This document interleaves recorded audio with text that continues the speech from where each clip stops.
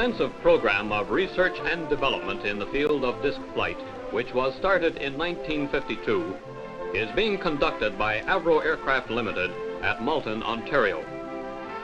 Early studies on behalf of the United States Air Force proved the feasibility of a circular planform vertical takeoff aircraft utilizing a system of peripheral jets for propulsion, stabilization, and control.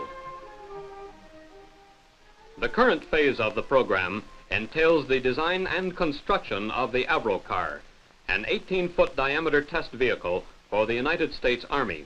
The Avrocar will take off vertically and carry a useful load of over 1 ton for 125 miles. It is intended primarily for operation within 400 feet of the ground over terrain of not more than 10,000 feet altitude at level flight speeds up to 225 knots. When the basic design criteria for the vehicle were established, construction of a full-scale wooden mock-up was started. Radially disposed ribs with covering skin form the primary structure. Unlike the actual vehicle, which is manufactured in 3 segments, the mock-up was built in 2 halves. A covered superstructure of beams and partitions form compartments for the crew, power plant, equipment, and cargo. The vehicle is powered by 3 Continental J69 engines driving a turborotor located in a central air inlet. The turborotor expels air through ducts formed by the ribs and skins to a nozzle at the wing periphery for propulsion and control. A separate fuel tank is installed for each engine. Exhaust gases from the engines, which act as gas generators, are directed through tusk-shaped ducts onto the turbine section in the turborotor. As detailed design information became available, the installation of systems and equipment progressed.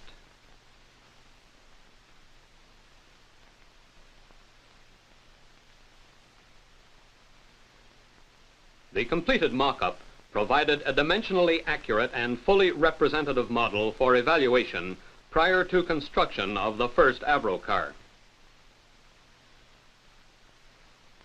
During manufacture of the first vehicle, the mock-up continued to provide an invaluable check on the arrangement, location, and clearances for various installations.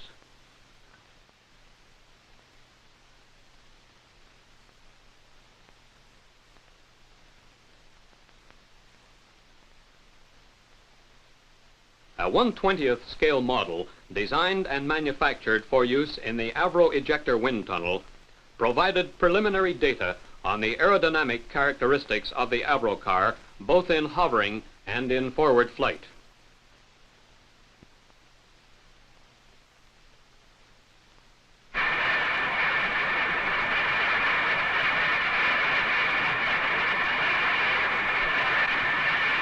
To provide more detailed aerodynamic data, a 1/5 scale model of the Avrocar was designed and constructed for testing in the Massey Memorial Wind Tunnel at Wright Air Development Center.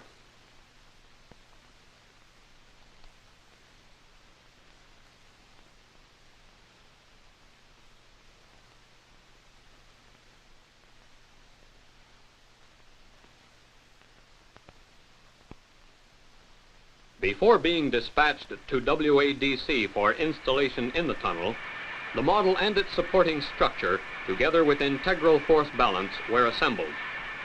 Tests were carried out to check the functional behavior of the model and the balance.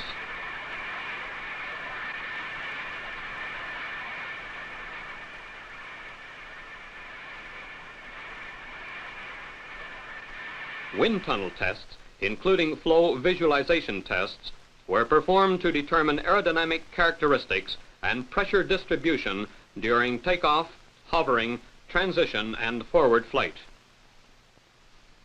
To investigate the unique system of propulsion and control to be used in the Avrocar, a full-scale 20-degree segment of the peripheral nozzle and outer portion of the wing was constructed.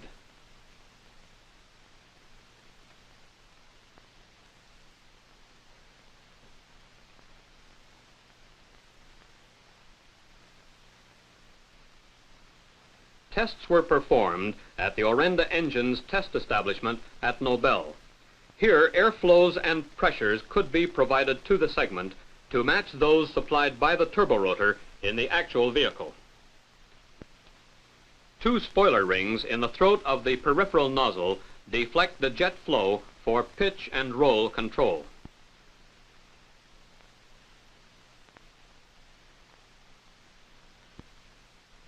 Instrumentation was installed to supply data to automatic recorders and manometer boards in the control room.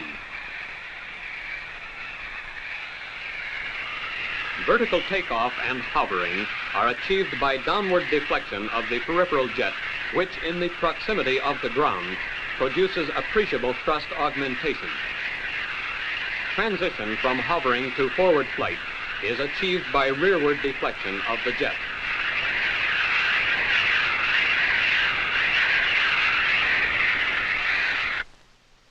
This hovering model was built to investigate the system of stabilization used in the Avrocar. An electrically driven gyro in the center of the model simulates the turborotor and operates gates controlling the emission of air at each tip of the cruciform. Because the center of gravity of the Avrocar is located approximately in the center of the circular planform, stabilization in pitch and roll is required.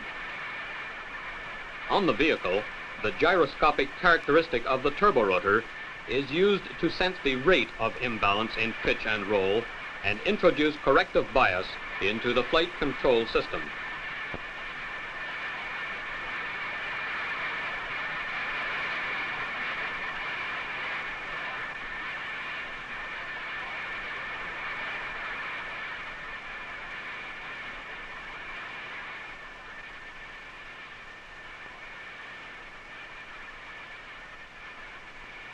Later in the program, the 1/20th scale model was modified to provide vertical damping data. This information, together with results from previous tests, was used in conjunction with a simulation study being performed on an electronic analog computer.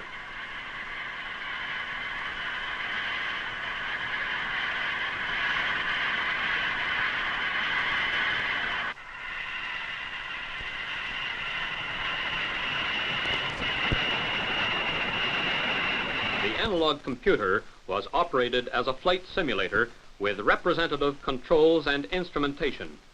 Response of the airplane to disturbances of varying magnitudes and frequencies, together with coupling characteristics between the turborotor, pilot, and spoilers, and the ensuing effect on handling was investigated. From this, the most satisfactory control system parameters were determined. With the release of drawings of the main structural components, planning and tooling for manufacture of the test vehicle began. The circular planform resulted in an economical tooling program requiring only 10 subassembly jigs and permitting the use of many identical parts.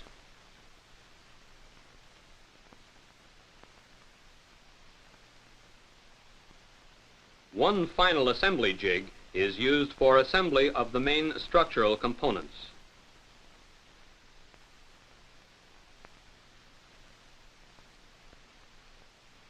Manufacture of the 1,700 different detail parts required for assembly of the major structural components of the vehicle commenced in a security-guarded area where the vehicle was to be built.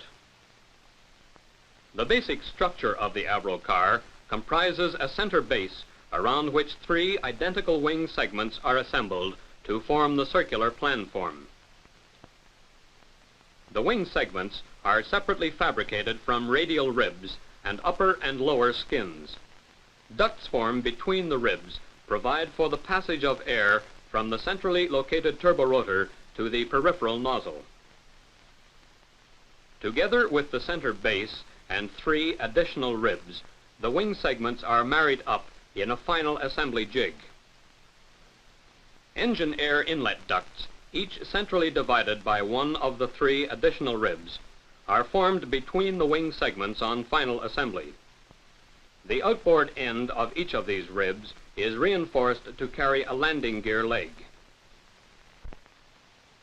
As assembly of the primary structure of the first vehicle neared completion, manufacture of detailed parts and major structural components for a second vehicle advanced rapidly.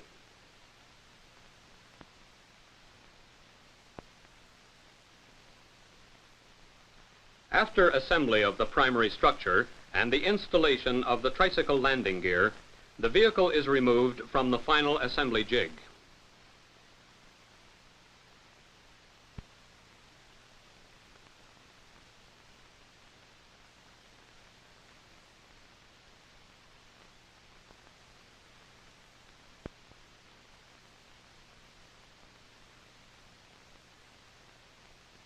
Three transverse beams enclose the turborotor, engines, and fuel tanks within a central triangular compartment.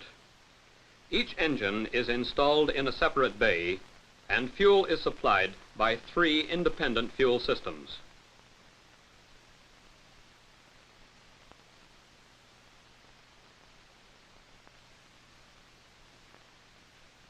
Crew and cargo compartments are located outboard of the transverse beams.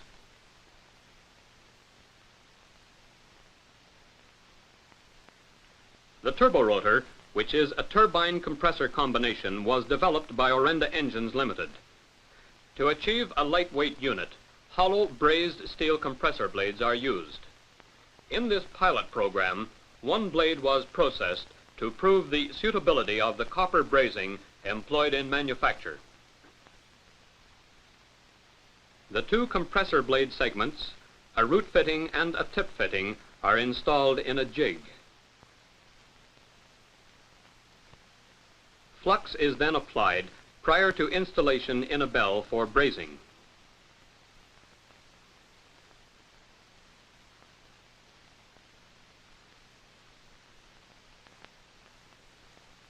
The compound shaft on which the turborotor is mounted incorporates a bearing between the inner and outer components, which permits the turborotor to topple fractionally. This motion is transmitted to the spoiler rings in the peripheral nozzle. Radiating from the hub of the turborotor, the 31 compressor blades terminate in fittings to which 31 turbine segments are attached.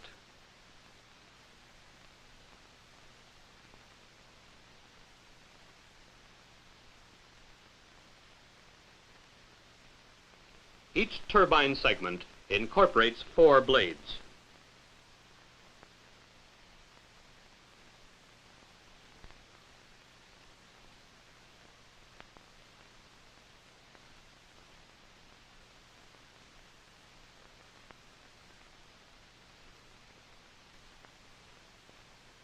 A simulated inner wing with integral anti-swirl vanes was manufactured for the purpose of testing the turborotor.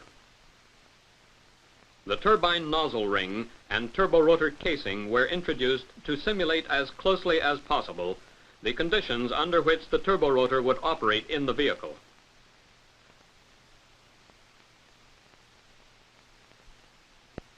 The completed turborotor was then installed.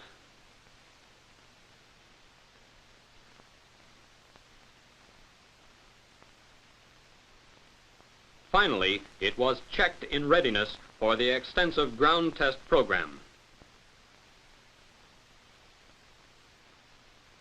The entire assembly was mounted in the turborotor test rig, and the tusk-shaped exhaust ducts used in the vehicle were fitted.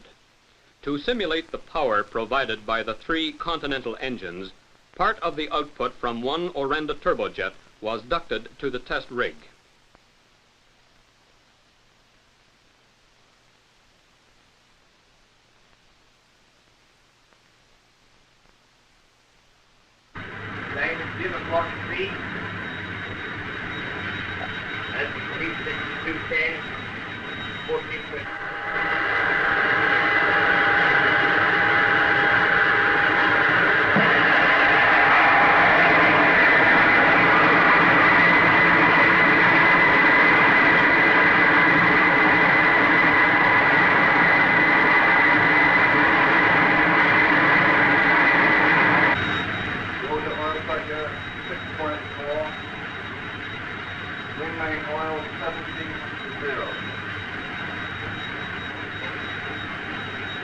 12.2,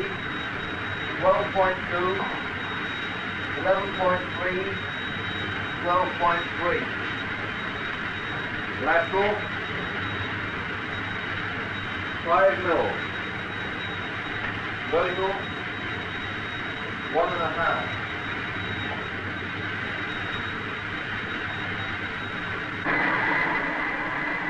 "150 hours of testing were accomplished satisfactorily on the first turbo rotor.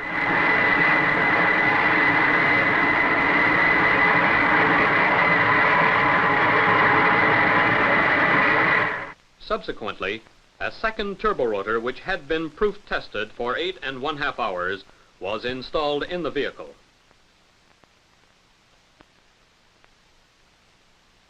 The turbo rotor casing with turbine nozzle ring was then positioned.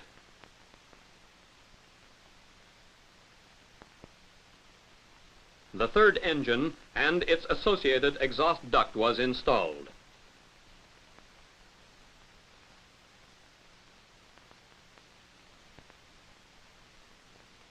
Attachment of the turbo rotor air inlet fairing followed.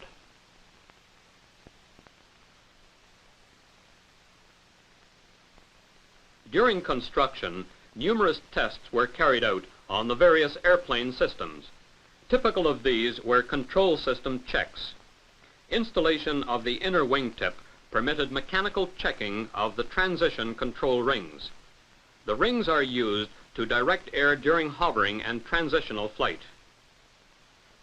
After attachment of the outer wingtip, a final check is made of operating clearances.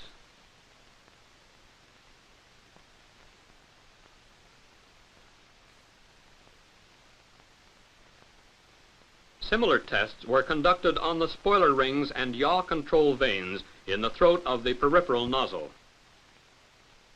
Fitting of canopies and hatches brought manufacture of the first Avrocar to completion.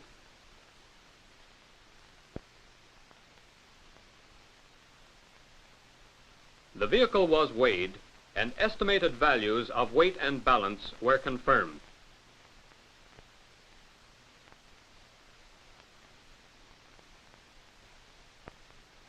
After weighing, the Avrocar was moved from manufacturing into the test area. This marked the end of the first part of the contract, some 2 months ahead of schedule.